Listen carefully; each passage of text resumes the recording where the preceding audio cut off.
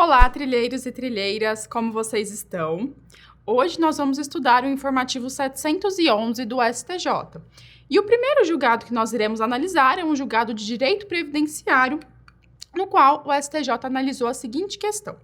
Então, foram opostos embargos de declaração ao item 10 do recurso especial de número 1830508 do Rio Grande do Sul, que inclusive foi decidido sob a sistemática dos recursos repetitivos. Vejam, pessoal, que é um julgado relativo a um tema bastante específico, mas que, considerando que o julgado se deu sob a sistemática dos recursos repetitivos, acho importante que nós conheçamos ao menos a tese que foi fixado pelo STJ nesse caso. E como eu disse, foram opostos embargos de declaração. Então, aqui nós iremos nos ater à análise do que foi decidido nesses embargos de declaração. Nós não iremos adentrar na análise daquilo que foi discutido e decidido, quais teses foram fixadas pelo STJ, quando da análise do recurso especial que eu mencionei, tá ok? Até para evitar que nós nos prolonguemos muito na análise desse julgado. Então, vejamos. O item impugnado foi o item 10 do recurso especial. E nesse item, o STJ, naquela ocasião, firmou a seguinte tese. Então, que seria admissível o reconhecimento da especialidade da atividade de vigilante com ou sem uso de arma de fogo em data posterior à Lei 9.032 de 95 e ao Decreto 2.172 de 97, desde que haja comprovação de efetiva nocividade da atividade por qualquer meio de prova até 5 de março de 97, momento em que, então, será exigida a apresentação de laudo técnico ou elemento material equivalente para comprovar a permanente, não ocasional ou intermitente, exposição à atividade nociva que coloque em risco a integridade física do segurado. Então, aqui o STJ está falando da aposentadoria especial especificamente para o vigilante. Portanto, o Superior Tribunal de Justiça apresentou aí todos os elementos que se fazem necessários a que esteja configurada esta aposentadoria, no caso concreto, pelo vigilante, aposentadoria especial. Só que, após a decisão do STJ, lá no recurso especial, foram opostos esses embargos de declaração, que agora analisamos, sob o fundamento de que não constou na ementa do acórdão a possibilidade de consideração da especialidade da atividade de vigilante, mesmo após a emenda constitucional 103 de 2019, diante da nova redação que foi dada ao parágrafo 1º do artigo 201, inciso 2º da Constituição Federal. Então, aqui o que foi impugnado aqui deveria constar se, mesmo após a emenda constitucional 103 de 2019, a tese que foi fixada pelo STJ, que nós acabamos de mencionar, se ela também continua sendo aplicada a esses casos.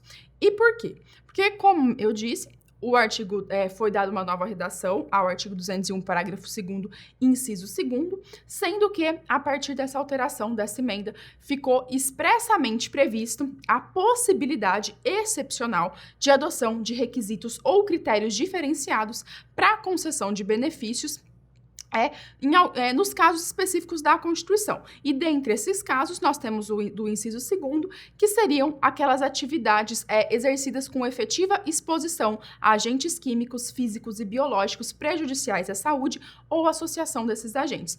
E nesse caso, estaria incluída a hipótese do vigilante em específico. Então, vejam, então, que com essa emenda constitucional, passou a restar expresso na Constituição Federal a possibilidade de concessão de aposentadoria especial, ou seja, com critérios diferenciados para, dentre outros casos, o vigilante.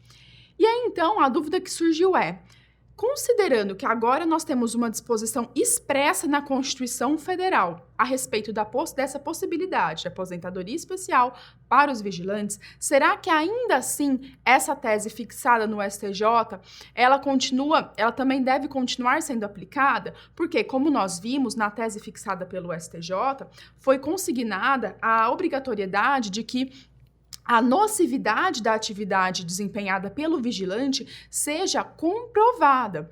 E aí, antes da Lei 97, essa comprovação ela pode se dar por qualquer meio de prova, ou melhor, dizendo até 5 de março de 97.